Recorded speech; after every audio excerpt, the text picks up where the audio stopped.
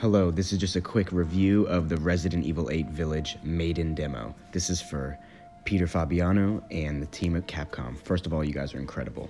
I'm just going to go through a couple pros and cons real quick. So the cons right off the bat is just the animations of our characters. So like when we're picking up any items, or especially I'm thinking of when the girl falls to the ground and you have to get the pliers, the bolt cutters out, they just kind of float out of her back. You want to add, the arms and the hands of the character so that they have to step on the body and use leverage to pull the bolt cutters out. Like you want to feel the weight of it instead of them just lifting out magically, you know what I mean? So you just want to be able to look down and see your feet and your hands of the character. And, when they get hurt, you could see them get cut up or their pants get bruised or have little stains of blood. Like you want to have this, it's all about having immersion, right? You also, in my opinion, want to have vibration, different types of vibration when you're walking, very subtle, and then when you're running, and also have the character talk. We didn't hear any voices, no grunts, no breathing of the character. All of that adds immersion. There was heartbeat, which was great. I love that. But you got to add more stuff to just let us believe we are the character, right? Little grunts, little breathing noises, talking, things like that. And when you go up and step on doors or come up to objects, they should put their hand up on the wall. I think RE7 did that very well, so I hope you guys add that in for the final game, where you put your hands up on things and you just feel like you're interacting with the world, right? I think the footsteps of the main character were too loud. I think they could be lowered about 15%. The other characters in the demos, you can keep their footsteps loud because we want to be able to hear the enemies, right? But we don't want our own footsteps to drown out other sounds.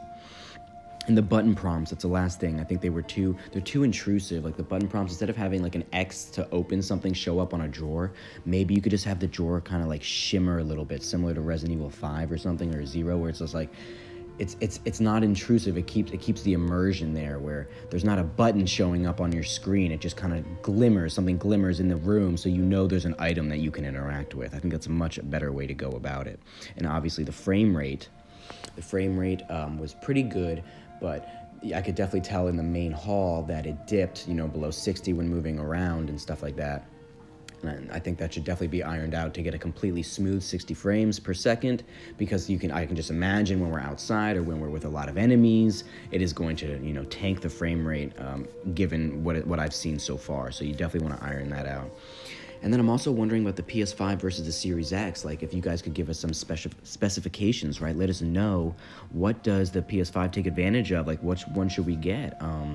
In your internal testing, how are the games running on each console? And what are going to be the pros and cons of each? So, like, is the PS5 going to take advantage of the 3D audio? Because as I understand it, Microsoft doesn't have that technology. They don't have their own headset with the 3D audio. So that fact alone would make me want to pre-order on PS5, not to mention the haptic feedback. Are you guys using that on the DualSense, right?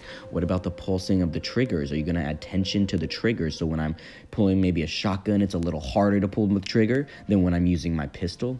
All of that would decide into my purchase, versus if none of that is there and the frame rate and the resolution is higher on the Series X, then I would go for the Series X. You see what I mean? But if you add all these other features on the PlayStation 5, then I want to pre-order the PS5.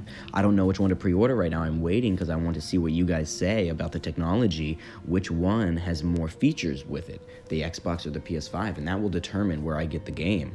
I hope you take full advantage of the PS5, and I will absolutely get it on there, because you have all that extra stuff on the controller and the 3D audio and all that good stuff. So, yeah, please let us know about that. And then the pros, obviously, you don't need to tell me the pros. It's just incredible. The graphics, mind-blowing. The audio, miraculous audio. The atmosphere, the tone, the tension of the air that you're breathing. It's just like so dripping with fear and curiosity. I loved it. The beauty of the game, the puzzles. You're adding puzzles, and I hope you guys add even more complex puzzles, instead of just putting the eye in, which was awesome. Actually, I did really like that. You had to go into the cup, find the ring, then look at the ring, examine the ring, and pull out the eye. Love it. Go in depth. Go super in depth with the puzzles. You guys are doing great.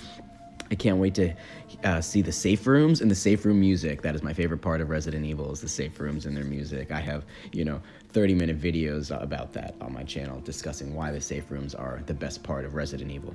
So hope this helps you guys make the best game possible. And please, please, please consider delaying the game. Push it back to October, November, December. I would really love that.